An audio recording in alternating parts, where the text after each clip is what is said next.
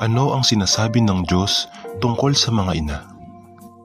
Sa Biblia, ang pagiging ina ay isang banal at dakilang tungkulin na galing mismo sa Diyos. Ang ina ay regalo, pagpapala at kasangkapan ng Diyos para hubugin ang bawat tao. Narito ang mga pangunahing aral.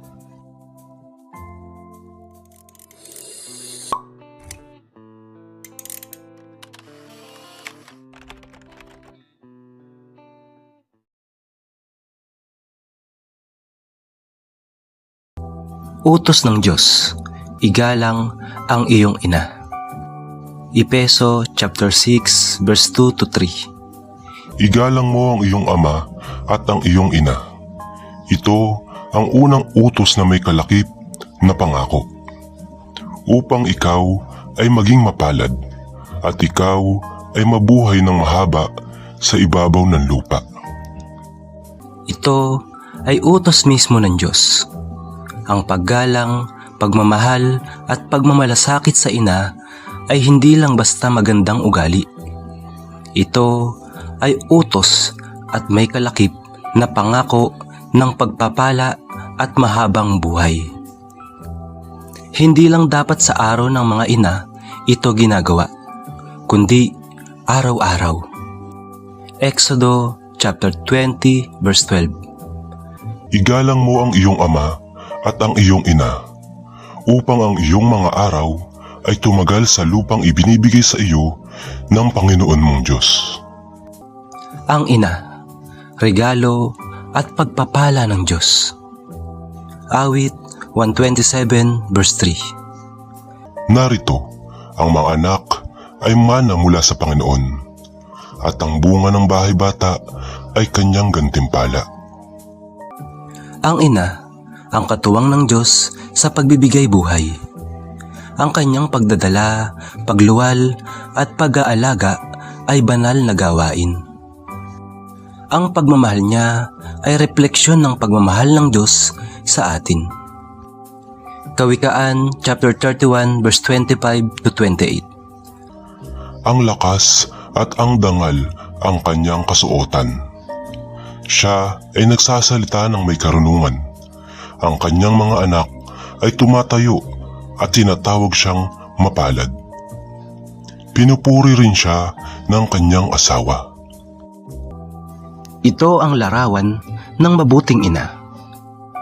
Puno ng lakas, karunungan, kabutihan at ang kanyang gawa ay laging nagbubunga ng pagpapala sa pamilya. Ang ina ang nagtatayo at nagpapatibay ng tahanan. Kawikaan chapter 14 verse 1. Pagmamahal ng ina hindi matitibag. Isaiah chapter 49 verse 15. Makakalimutan ba ng babae ang kanyang sanggol, na huwag niyang kahabagan ang anak ng kanyang bahay bata? Oo, makakalimot sila, ngunit hindi kita makakalimutan. Ito ang pinakamagandang paghahalintulad. Ang pagmamahal ng ina ay kasing tibay at kasing tapat ng pagmamahal ng Diyos. Kahit may pagkukulang, ang puso ng ina ay laging nasa kanyang mga anak. Ang kanyang sakripisyo, pagod at pag-aalaga ay walang kapantay. Tulad ng Diyos na hindi tayo iniwan kailanman. Halimbawa ng mga banal na ina sa kasulatan. Si Maria, ina ni Jesus, matapang, mapagpakumbaba, sumusunod sa kalooban ng Diyos at tapat hanggang sa huli. Si Eunice at Loida, ina at lola ni Timoteo.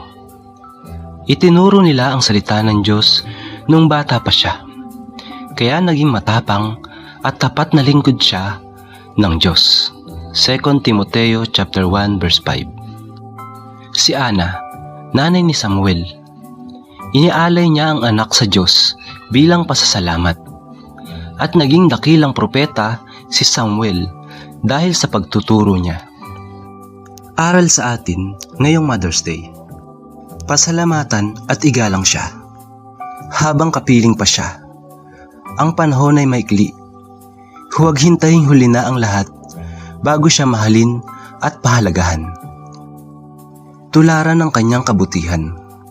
Ang pagmamahal, pagtitiis at pag-aalaga ng ina ay dapat nating gayahin sa kapwa. Ipanalangin siya. Ang ina ay kailangan ng lakas at gabay ng Diyos. Siya ang haligi ng tahanan. Tandaan, ang tunay na pagdiriwang ay hindi lang regalo o pagkain, kundi pagmamahal at pagsunod sa kalooban ng Diyos tungkol sa ating mga magulang. Kawikaan chapter 23 verse 22. Makinig ka sa iyong ama na nagbigay sa iyo ng buhay.